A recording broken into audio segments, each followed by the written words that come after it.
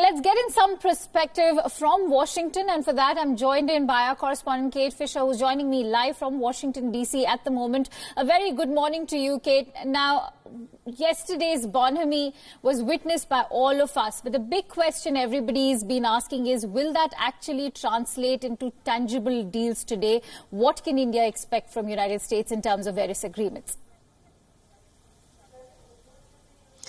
Well, that's it. This trip so far appears to be full of pageantry and spectacle, but there seems to be a lot less substance to what the two leaders have actually discussed. And here in Washington, we're watching these fantastic pictures of this almost like a party atmosphere where Donald Trump and President Modi and Prime Minister Modi have been holding this rally, seeing the great response from the Indians who have been to the stadium to see him, the billboards along all the streets. There are lots of very strong images here of the president making a really big splash in India, but we still don't have very many details about what he's been discussing, what could come out of this and what it will mean in the future. There are some skeptics here in the US who perhaps suggest that Donald Trump is doing this for the photo opportunities more than he is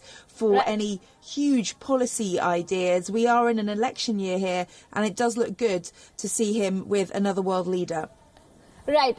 Kate, it's interesting that you've mentioned the pageantry and the photo optics. But, you know, the pending trade deal has dominated headlines, not just in India, but in the international arena too. What are the potential pitfalls that have led to its procrastination?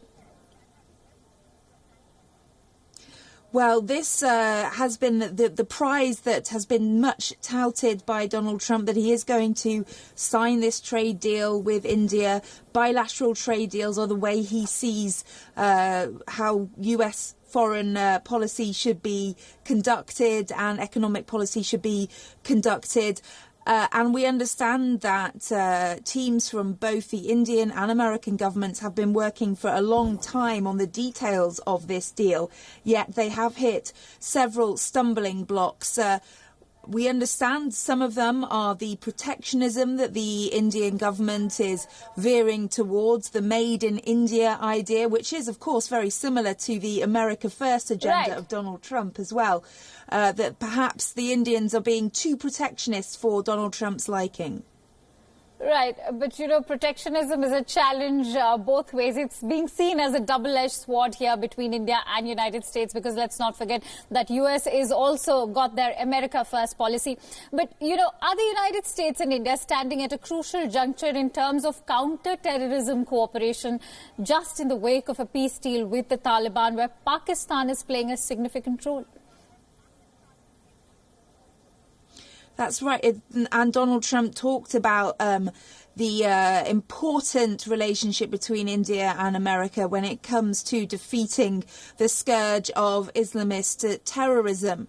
But he did also praise Pakistan in that speech, and that I don't think went down very well, perhaps where you are. But here it was important for the US to show that they have relationships with everybody in the region. But he did point out the importance of the relationship with India in trying to defeat terrorism and how they should be working together on this, and indeed they do. It's certainly one of the key issues for Donald Trump. He talks a lot about it here in the US, and he will want to make sure that message also resonates back here in the US, that he is trying to not only stem terrorism in the US, but also in other parts of the world where it may originate from.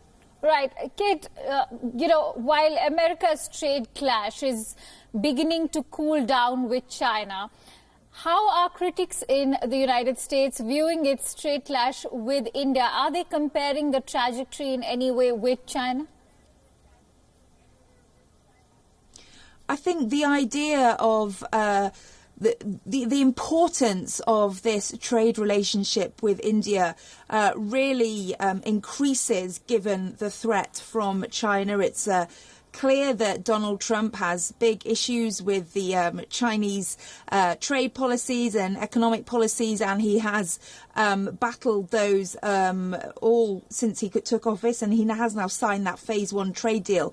But it's very important for the American government that they have this strong trading relationship with India as a way of standing together against the aggressive tactics of China.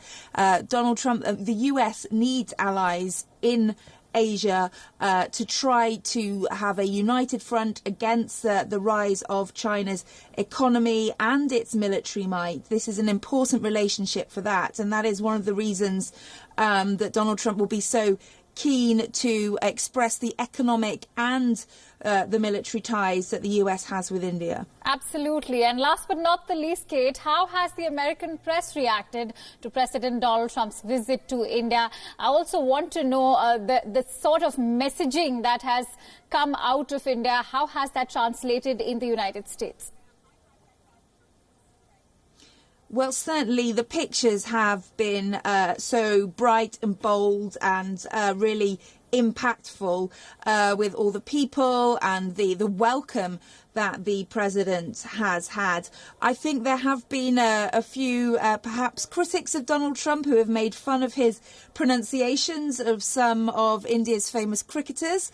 There have also been suggestions that he's not used to any kind of exotic cuisine, that it isn't just kind of burger and French fries, which we understand is what he really enjoys eating here. So there have been a lot of talk about perhaps he will actually have to eat some vegetables and sample some of India's amazing cuisine that perhaps he hasn't sampled that much of here in the United States. So I think on the one hand, you have this very strong image of Donald Trump trying to show the US that he is a world statesman, that he can meet foreign leaders on the other side of the world and have this huge reception. But then his critics are also looking at the kind of the negative idea that his Indian accent and pronunciation is not ideal, and that perhaps he doesn't really like to travel. He likes to stay in the White House in Florida, where he has his residence. It's quite rare for him to go this far, and right. I think that some of his critics are perhaps picking fun at him. All right, that's a bit amusing, but in an election year, let's see how this actually pans out for the US president. We'll keep coming back to you because today is the day when they will be talking business, and let's see how it actually pans out. Thank you so much, Kate, for bringing us all those details.